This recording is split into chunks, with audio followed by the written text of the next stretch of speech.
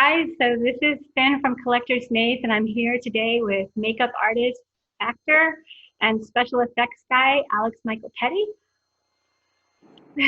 Kind of actor, I guess. I don't know. I Actor by know. Well, default. I thought I'd put it in. You've mentioned it a couple of times in a couple of places. Um, so I want to thank you first of all for joining us today. And maybe you can just give us a brief snapshot at some of the many projects I've seen that are credited to your name that our followers would be familiar with or could become familiar with. I guess just real quick.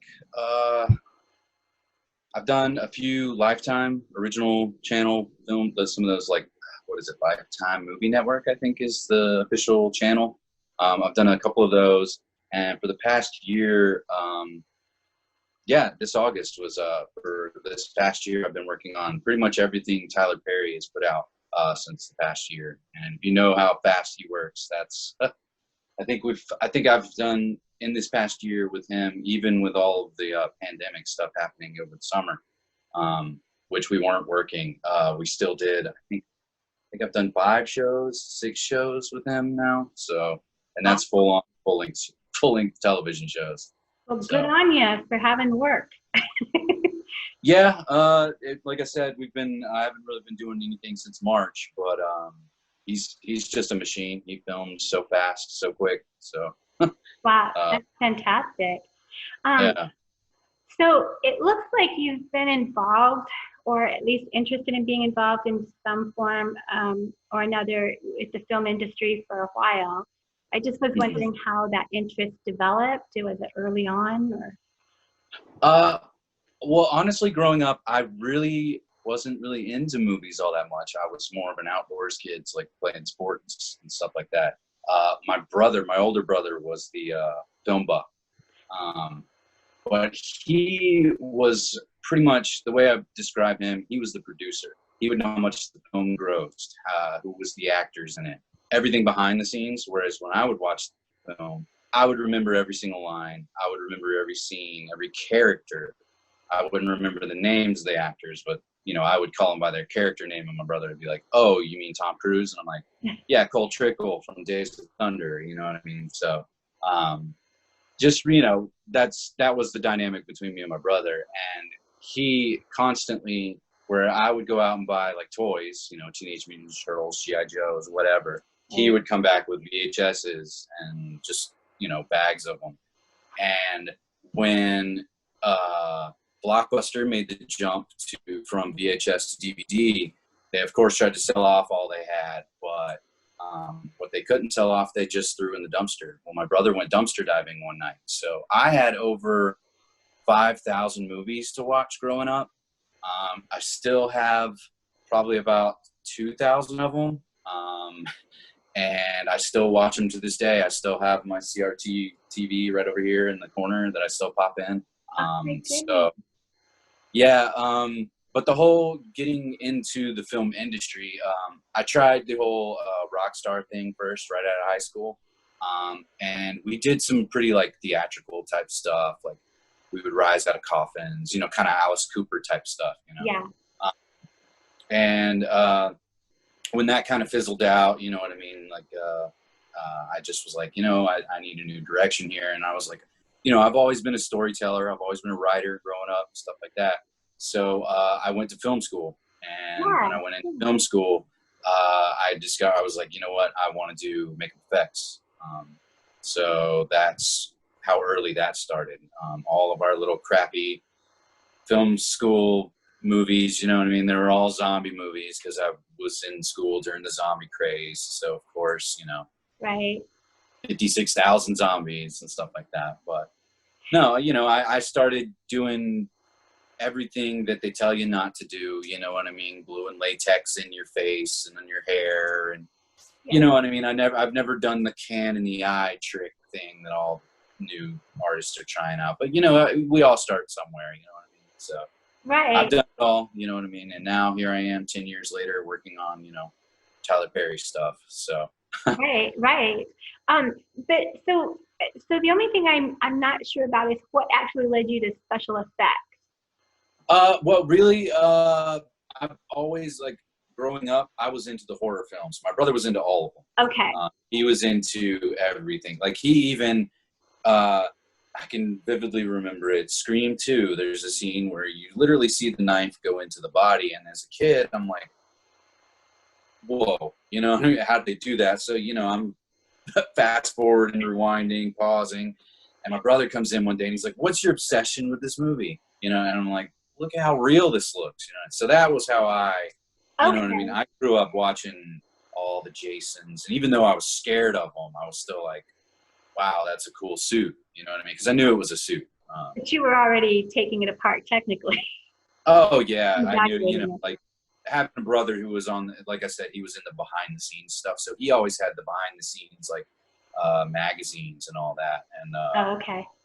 I was a dinosaur kid, grew up when Jurassic Park, you know, was a big thing. So Godzilla is a really big part of my roots. I remember seeing Godzilla, renting the same VHS over and over from the library.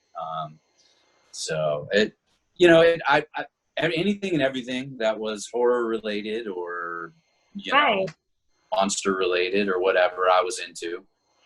So you went to LA to go to school for that then? I did. I actually went to 2 schools. I went to one in Orlando. I went to film school in Orlando. And then I went to effects school right after that in Orlando. Got out of there, did a few movies, felt that my education needed a little more push.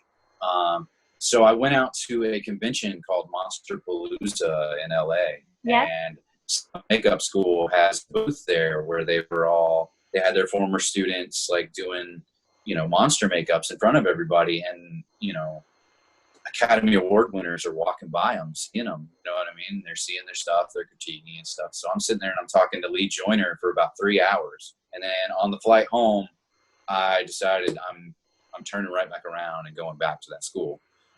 So I did, and that's really when everything kicked off. I got home. I moved back home to Atlanta, and I started working in Six Flags over Georgia and doing all the stuff for pretty much the Fright Fest and the Holiday in the Park celebrations. So worked in that shop for about 7 or 8 years. 7? I don't know. Lots of hot days in the shop. Yeah, I did all that, and all the while I was doing that, I was doing indie films and stuff like that, and still trying to, you know, make my way up. So Right. I saw that like a lot of the projects that you had, it seemed like you kind of burst on the scene in 2015. There were several things in a row right there. yeah, pretty much. I started working with this one guy who, honestly, he's not, you know, some stuff has come to light about the guy, so I don't really want to give him the time of day. But, you know, I worked on a couple of films with him, and he kind of pumped them out. And he did 3 or 4 horror movies like back to back to back. Right. And they were really effects heavy. So I got to do a lot of different stuff for him. You know, we all got to start somewhere. You know what I mean? Right. No, absolutely. And and then since then, you know what I mean, I've worked with like some amazing artists and stuff like that. You know what I mean? And it's all in who you know. You know what I mean? I meet Tony. I think I met him on Dead by Midnight, working a couple of the segments on that because it's an anthology film. Right. I'm sure you're familiar with it, maybe. Yeah, I worked with him on 2 or 3 of those. I think he directed one of them, and then I don't know. They were all over the place with that one, and so was I. I was kind of crossed in between a bunch of them. And then again, I've worked with him like 2 or 3 times since then, where he's been the cam op and I've been the makeup effects guy. So, but yeah, you know, it's just meeting people and then them, you know, liking what I do, and then, you know, and I'm all over the place too. I don't just do horror films. Like I said, working at Tyler Perry's, like it's borderline, like kind of like police procedural type work. You know what I mean? Where it's dead bodies and stuff like that. Kind of like CSI type work where I can't really say much about what we just finished up yesterday, but we just did a bunch of dead bodies, stuff like that. But you know, I've done everything from heads exploding and being chopped off, looking cheesy. I've had directors come up and be like, "Hey, I want this very you know, I want the gag to look cheesy, you know, and Right. I'm going for that cheese factor. So I'm like, okay, let's do it, you know. And then I've had some people come up and they're like, I want this to look real, you know what I mean? Yeah. So, and then, you know, working on Lifetime movies, you know, those are very, you know, they're Lifetime movies. Yeah. So what do you So do I'm all with over the place. Lifetime? What kind of effects are you doing for Lifetime movies? There was one that was there was a stabbing scene, and then there was Okay. another one where a guy gets shot and they just needed some blood on some hands. You know, Okay. nothing too crazy. You know, they're not Establishing yourself, kind of across the board in the industry. Yeah, well, as a makeup effects artist, one day, you know, you'll have one character that, like, just for instance, I worked on this horror film where the main actor, he has a beard and his stunt guy didn't. So I have to lay a beard on the stunt actor so that he matches. And then he also, where we had to put scars on his cheeks. So basically everything that happens to main actor has to get done to the stunt actor. Okay. So while I'm doing that, I'll get finished with him, and then immediately somebody else will sit in my chair, and then that'll be something like, oh, they have fish hooks coming out of them or something like that. You know what I mean? Just something. So you got to be well versed as a makeup effects artist. You can't just, you know, you can love one sort of thing and be like, oh yeah, I'm gonna specialize in gore, but you know, you got to be able to learn how to throw down the beard and the bald caps, Right. stuff like that, character makeup, you know, and old age and all that stuff. So sometimes you're listed as the head of the makeup department. Is that different role than? Honestly, that's basically just the way I do it is I subscribe to I saw this quote one time, and I'm probably paraphrasing a little bit of it, but it's a makeup effects artist. His name's Steve Johnson. He's worked on huge things back in the. He still works on stuff like everything from Freaked to Species, stuff like that. But the quote is, he surrounds himself with people that are better than him. You know what I mean? Mm-hmm. So like, that's what I do. Whenever I'm when I'm the department head, I go out, I grab the team I'm like, look, you're better than me at this. So come here and let's do this. And then other times I'll just be brought on, whereas the department head has done that exact thing where they're like, hey, you come in and specialize in just doing this. So that's really what that is. Okay. Yeah, and then there's a difference between the department head and then the key, which I'm really not completely sure of, but all I know is they're both my boss whenever it comes to Tyler Perry Studios, so I listen to them. Right. So I guess I'm thinking about the process or the product. What's the favorite project that you've done so far? Honestly, I'm gonna go with this current one that we just finished up with in the shop. I know I can't really say too much, but it's the most fun I've had in a shop. It's literally the best artists I've worked with. I learned so much, and we got some really, really beautiful stuff that I'm very proud of. So it sounds like both a great process, a great product. Oh, I'm very proud of it. I'm very proud of my team. We kicked butt. We didn't stress. We got behind. You know what I mean? We just took it easy, and I've already showed my department head, because that's the other thing too, is like my department head is already filming, and they're in a bubble. So we're outside of this bubble. So I'm having to literally over communicate with her. Right. So I'm sending process photos. You know what I mean?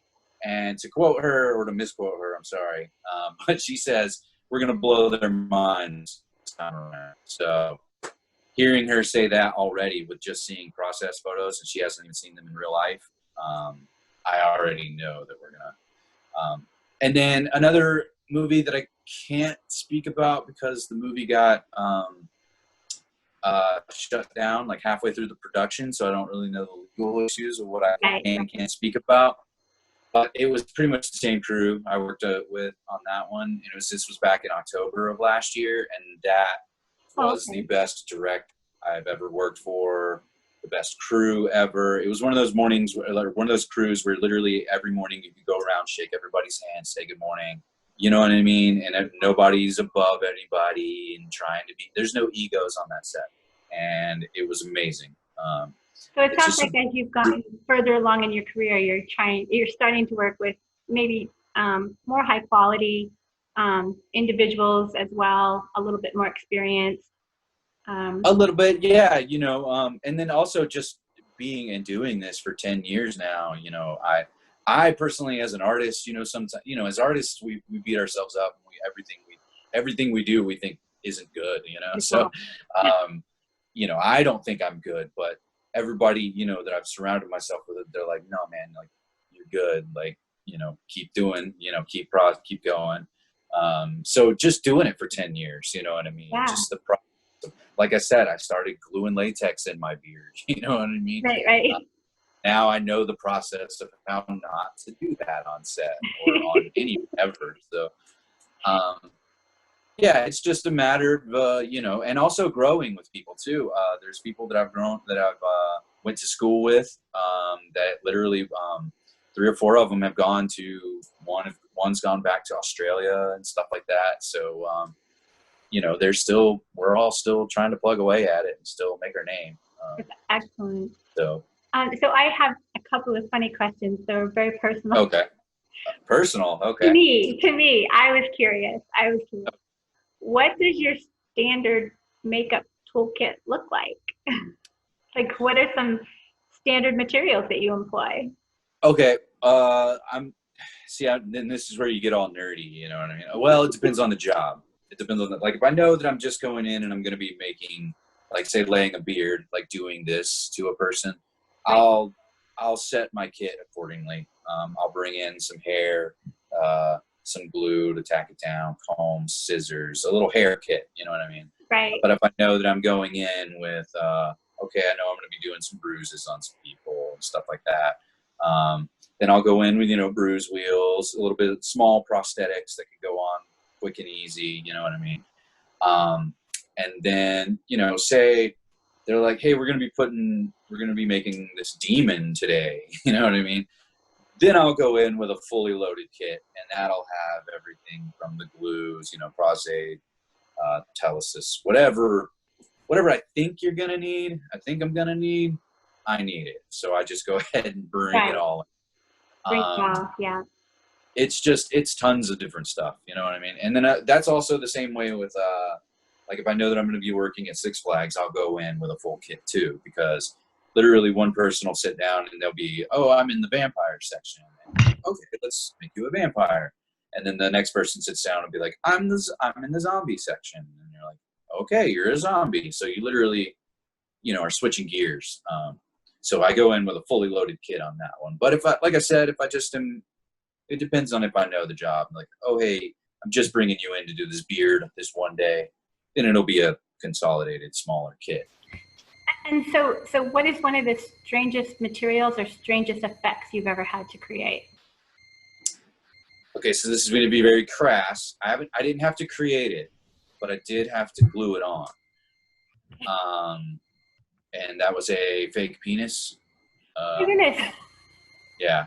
So, and apparently that's actually very standard to be having to glue on. Okay.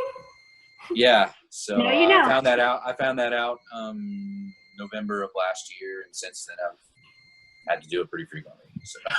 Wow. Yeah. I didn't Lifetime know. movies. I didn't know. I was like, oh, okay. That is interesting. Yeah. So, I'm not going to go into any details, but yeah, that's probably the strangest. To gear it a little bit away, from the pornographic side of things, like, you'll read scripts, like people will send you indie, like people are trying to get indie films up and running, and they'll send you scripts, and like the kills and that will be just the most sick, and you're like, I don't know how to do that, and I don't want to do that.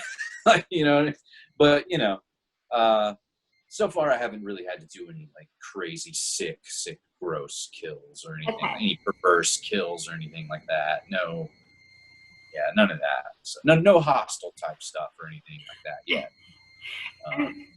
But if the job comes up and I got to do it, then we'll do it. Right. So so on average, like okay, just laying in a beard on average, how much time does that take? Uh, Again, it depends on the beard. Like, say something like mine, we could probably get that done if I got me and this one other guy that I know who's really fast at laying beards. 10 minutes, 15 And minutes. and bruising somebody up and giving them cuts and I can do that in seconds now. Honestly, I don't say that to be, oh, I can do that in no, seconds. Because realistically, you shouldn't have to, but that's just to give you how Tyler Perry shoots his shows. Okay, so every show that you've ever seen, they do it separate, right? Each show is separate, and each episode is a different director. You know what I mean? right. Well, Mr. Perry's shows, he directs all of them. So we could go in day one, first shot of the day, first setup will be episode 2, scene 24. The very next shot, the very next setup will be episode 24, scene 3. Oh my God. So there is one character on his last show that she, across the whole season, she was getting various stages of bruising makeup. So from shot to shot, she would have to change bruising stage makeup. Wow. So between me and her beauty artist, literally after every shot, we would go up, we would compare, and be like, all right, so she needs this look now. And we would do it.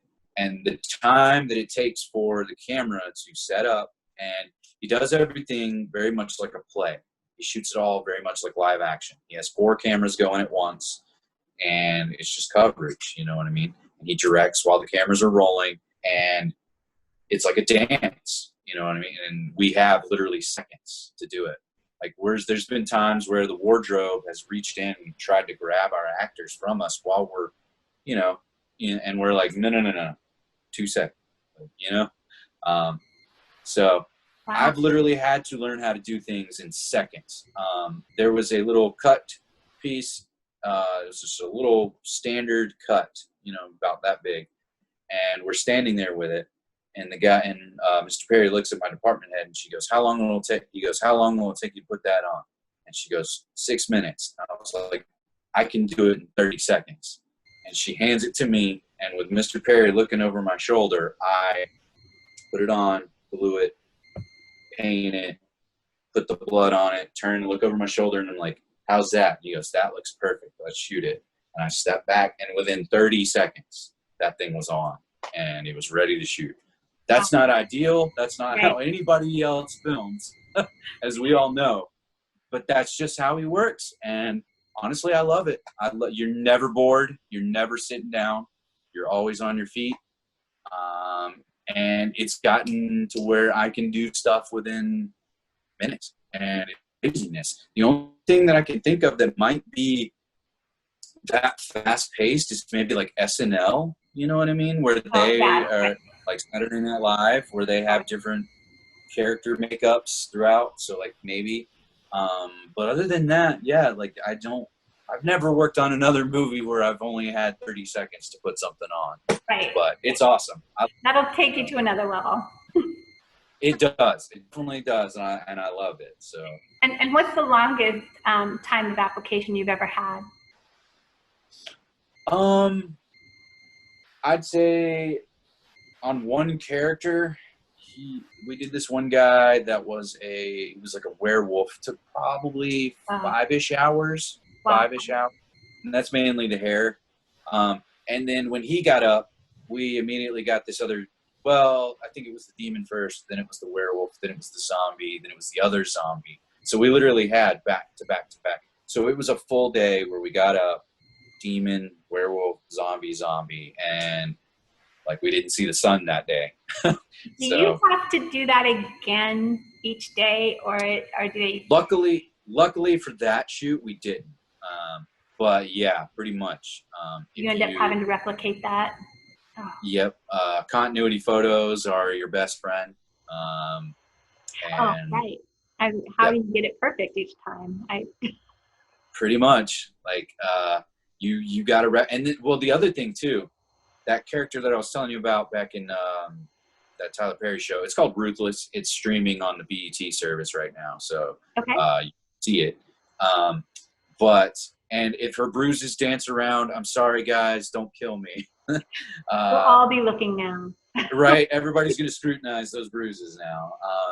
But no, that actually, her last stage of bruising was something that I had to replicate from another show, because something else that I didn't know, that Tyler Perry's, all of his shows are interconnected. So it's like a Tyler Perry verse. So she had her makeup done for another show, and I had to go off those continuity photos. So I was like, okay, so this is how you end up, but everything else leading up to that is free reign in my. So I was like, okay, so I did everything leading up, but I was like, this is how she has to end up, because that episode has already aired on BET and is already right. I guess, you know what I mean? So it's like, all right, I gotta match this. That's amazing. Yeah, so it's crazy. It's a bunch of cross communication, stuff like that, you know. So right. So continuity photo. If the perfect project were to present itself, what would that look like for you? Are you doing it now, or is it something else? I can say the one that I can't really talk about back in October. People who know me personally will know what I'm talking about. But it's already a big bucket list movie that I can check off. And it's also a bucket list experience, because I'm just going to go ahead and say it's a popular slasher franchise that I got to be the makeup artist for the main villain and take care of him and his stunt double. That was my main job on that. So it was like huge bucket list thing signed off for me. And I was just like, whoa. So hopefully that gets finished. But no, dream job, I'd say a decent Predator movie, or a Friday the 13th movie, honestly. That's the horror icon that got me into horror. And I'm really big into Jason Voorhees and just the whole aesthetic. I'm into every version of him. I'm into Sackhead, all the way up to Jason X version. You know what I mean? I love them all. You know, they're all bad, but I love them. You know. And so I'm glad that you were able to check off at least one of your big bucket list things, and you have some things to look forward to. But over the next couple of years, and through this COVID situation, what do you anticipate that you're going to be doing? Well, I've been doing a lot of writing, and I want to make the jump to director one day. That's my ultimate goal. Okay.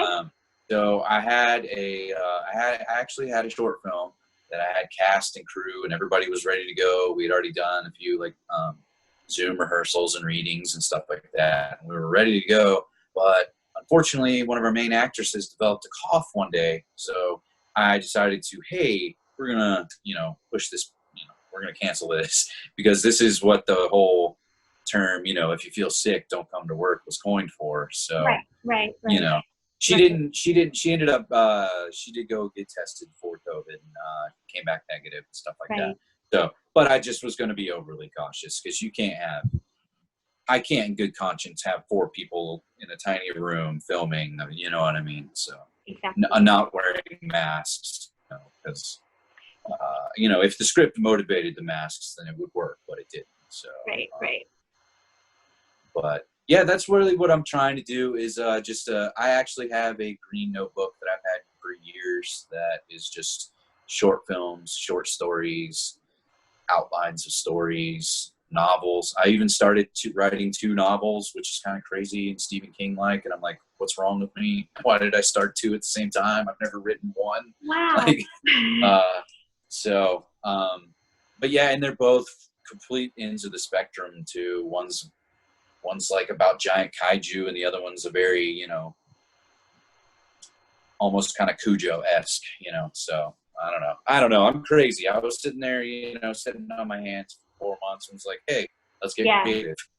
So, But yeah, that's pretty much all I did while that was going on. And like I said, I'm already getting back into work now. So Great. once I go into this whole quarantine and see how this bubble is, because I go into the quarantine bubble this Thursday, and then I'll be there filming all the way until like middle of September-ish. Wow, fantastic.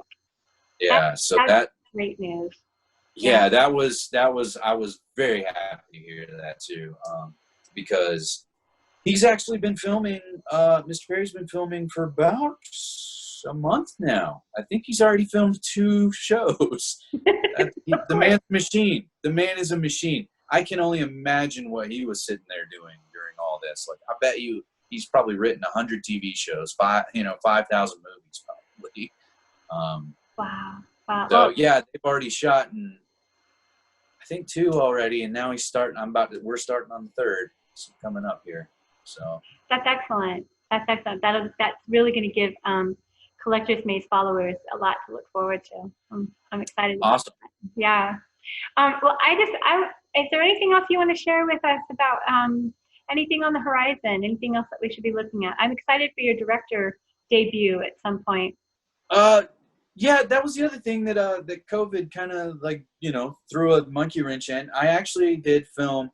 I actually did the Cinema Challenge here in Atlanta at the Buried Alive Film Festival every year. And one of them I was just really proud of, and I submitted to probably 13, 14 film festivals this year, and they're all canceled. So, of course. But it did get accepted into one online film festival, so that was pretty cool. I don't know if it's still streaming on their site because it's like a monthly rollover thing. Okay. But the poster is still up, and that's called Skin Book. Okay. If you're interested in looking it up. Absolutely. But I don't have it anywhere publicly yet because I was waiting for it to do this whole festival run. Right. Right. But who knows what's going on with that. But the other 2 things that I did, it's the 15-second horror film challenge, and it's literally you make a 15-second long horror film. I made 3 of those right before all of the COVID stuff started going on. Wow. So it was like February, and then when all the quarantine hit, that's when I took all that time to edit it and submit those. And what's great about those is those are still going to be online. Right. I actually just got emails about 2 days ago saying those are still going to go on, be online, and they've already been accepted into those. That's excellent. So that's pretty.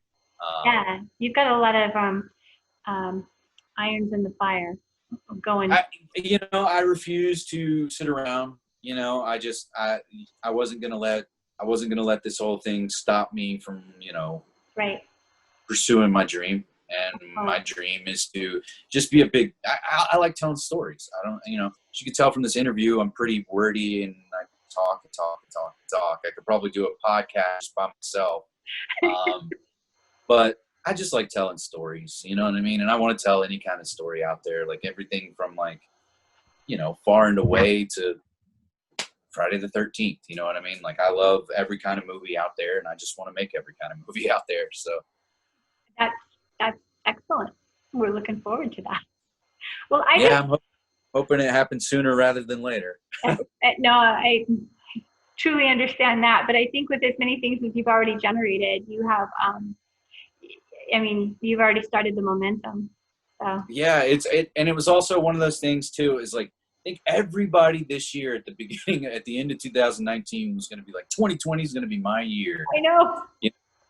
And I didn't let it stop me. I was like, you know what? I'm not going to let not being able to work, and I don't really leave my house anyway. The only time I really leave my house is to go, toy hunting or something like that at Goodwills and stuff. And those are all closed. So it was I don't have a reason to go out. I don't have a reason to leave my house. So I'm going to stay here and create. And that's what I did. That's excellent. Yep. That's excellent. I just want to thank you so much for joining us. I really enjoyed learning a little bit more about your story, and I hope that our followers can catch up with some of the work that you've done previously, as well as we'll anticipate what your endeavors bring us in the future. So, no, I appreciate it. It was pretty awesome. Hopefully I didn't blab too much. You guys. No, I will tell you, I am grateful. I am grateful. You shared you. That was really Awesome. exceptional. Thank you so much, Alex. You take care. And Collector's Maze, you can check this out on Collector's Maze and see some of our other interviews as well.